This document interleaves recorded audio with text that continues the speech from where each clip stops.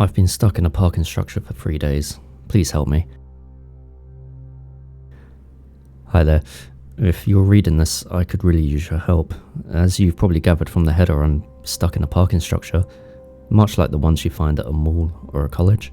I know it sounds strange they have exit signs, and they're not exactly complicated structures, but this is different. It's difficult to tell how much time has passed, but my phone says it's February 2nd. That would mean I've been in here for almost 3 days now. 3 days ago on the 30th, I had a very important interview. I work for a fairly prestigious tech company, and the position I'm going for would almost triple my salary. Not surprisingly, I was incredibly nervous and anxious about it. I'm great at my job, but I'm terrible at speaking. This wouldn't be the first interview I've blown just by coming off as weird or awkward. For weeks, ever since I found out about this opportunity, it took up all the space in my mind. I started having nightmares about it, which created a sort of self-perpetuating loop. I worried the interview would go poorly, which stopped me from sleeping well, which made my performance at work worse, which then made me worry more about the interview. It got pretty bad, honestly. But the night before the interview, the night of the 29th, I didn't have a nightmare. I mean, I thought it was a nightmare at first. It looked just like any other nightmares I've been having, but this was different. In the dream, I was in an ornate office, one that clearly belonged to someone important.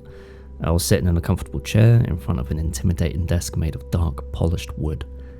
At the desk sat a middle-aged man with a wide grin. He looked just like any business professional you would imagine, save the air of hunger laced in both his gaze and his smile.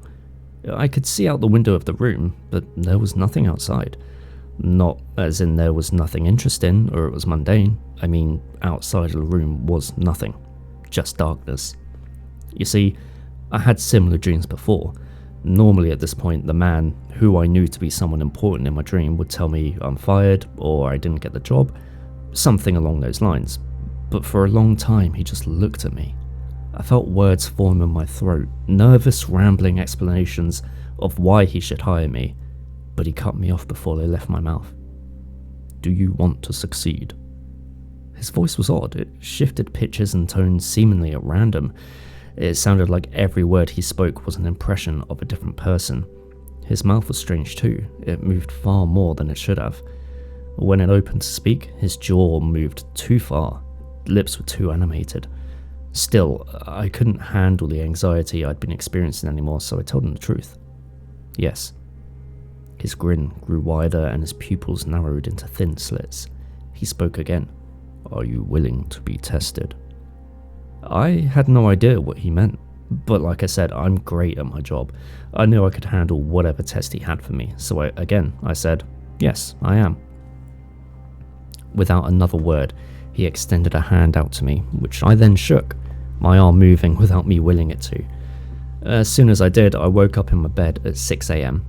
I felt great, like I had slept for a full 8 hours, when in reality, I hadn't actually gone to bed until around 3 a.m. My morning routine went as smoothly as usual. I showered, got dressed, ate breakfast and got in my car to drive to the interview. It was uncharacteristic of me, but the anxiety from the weeks prior had evaporated, leaving me with a sense of confidence and excitement. I could do this, I knew it for a fact. There was no traffic that morning, and I got to my interview early. I pulled into the 4-story parking structure and grabbed a spot right by the entrance. I practically skipped to the waiting area outside of the office, and they called me in almost immediately. The interview went amazing. I spoke with a confidence I'd never had before. I had an answer for every question, and I could tell I was impressing my interviewer. It did feel a bit weird when I spoke. My mouth moved in a way that wasn't entirely familiar to me, but it hasn't happened since, so I'm not terribly worried.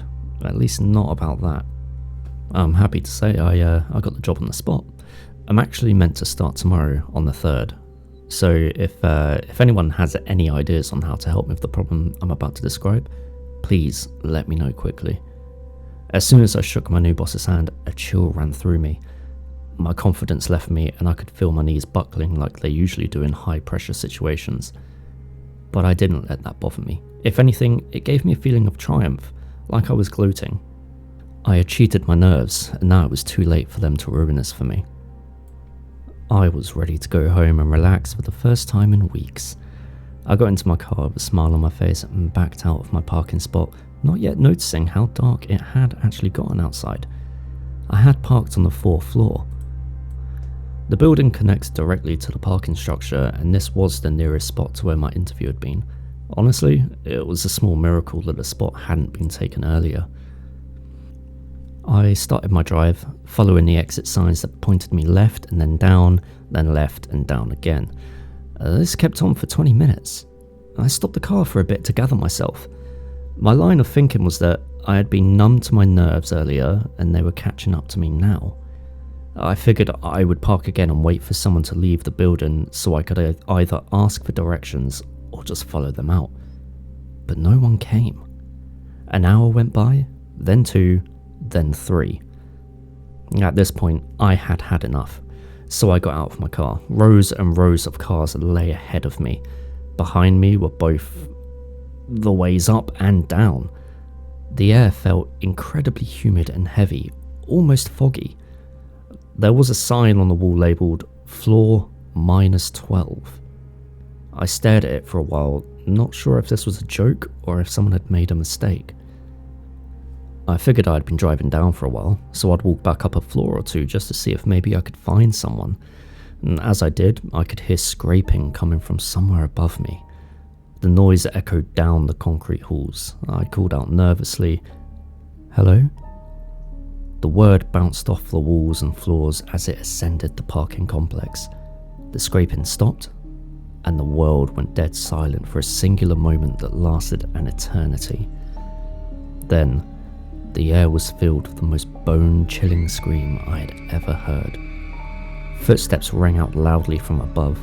They were headed towards the ramp leading to the next floor. To me. I don't know who or what that was, but I had no interest in finding out. So I ran to my car and pulled out of the parking spot, nearly flooring the gas pedal as I resumed my descent. In my mirror, I saw it. A huge, spindly, pale grey humanoid thing, chasing after me with lopsided strides. The best word I can describe it is crooked. Its limbs twisted and curved like gnarled tree roots. I'm not exaggerating when I tell you that I watched this monster in my rearview mirror pick up a sedan and throw it at my car. Luckily, it missed and the sedan smashed into a support column to my left. I drove as fast as I could without flipping my car on sharp turns until I felt comfortable enough to slow down. It must have been 50 floors lower than where I started. I followed the signs that still somehow read "exit" in glowing red letters, and so down I went, hoping that I would find the exit at some point. I can't turn around, not knowing that thing is somewhere back there. And that has been the last 3 days for me, driving deeper and deeper into this never-ending cage. I keep a case of water bottles in my trunk, and I have a trail mix and beef jerky to last me a while, but I am really starting to panic.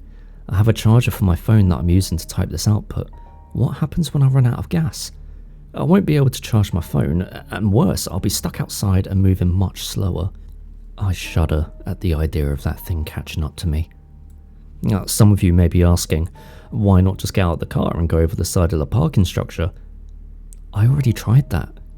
Just like in my dream, there is nothing outside of this place, only inky blackness. All I can see looking either up or down are endless levels of the same parking structure.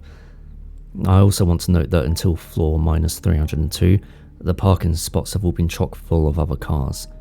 But now I only see 1 or 2 occasionally. Things are getting worse, and I'm starting to think I'm not the first person this has happened to. I drove by a dark green Jeep Wrangler the other day with a massive hole through the windshield. Shattered glass and stale blood littered the inside. The door hung open and a trail of dry blood led away from the car, trailing off towards the edge of the floor, towards the darkness. I can't tell if the non-stop driving is getting to me, or if I'm losing my mind, but I keep seeing things. As I'm driving, I'll occasionally see a figure peeking out from behind a corner or a column in the edge of my vision. But when I turn to look, there's nothing there. I hear noises occasionally too. Not the scraping, usually, but sobbing. I can hear faint sobs echoing through this place. but I can't tell if they're coming from above or below me. Even the air in here acts strangely, changing rapidly from hot to cold. The air conditioning in my car has helped with this, but again, what happens when I run out of gas? So, as you can see, I'm in a bit of a conundrum. I'm trying my best to stay optimistic, but it's difficult, and I feel like I'm at the end of my rope. My low fuel light came on not too long ago, and I'm freaking out a little.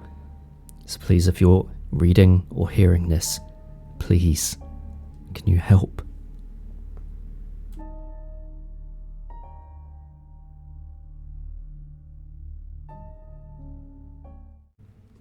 Hi everyone. If you've made it this far and you've finished the video, I just want to say thank you very much. This is my first ever video that I've made.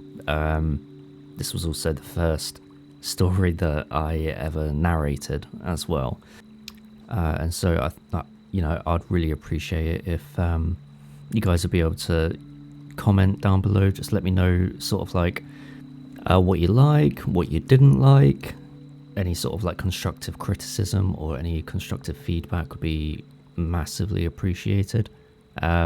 If you did enjoy it, great, let me know.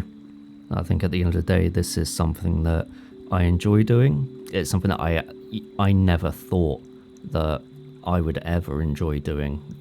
Whenever I'd have to read bedtime stories, I never really enjoyed it. Probably not until a good couple of years ago when I started to put my own spin on things and to try to, I guess I want to say, uplift the story. So yeah, any feedback would be greatly appreciated. And I just want to say thank you again to you guys for watching the video, listening to me read the story. I really enjoyed the story. And if you'd like to read any more of the stories from Acceptable Tie 9988, you can do over on Reddit on the Nosleep subreddit. They have a myriad of other stories that you can go ahead and read, and I'd hopefully like to narrate some more for them. So yeah, that is everything from me. Thank you very much for giving us a listen again, and I hope you all have a great day. Thank you.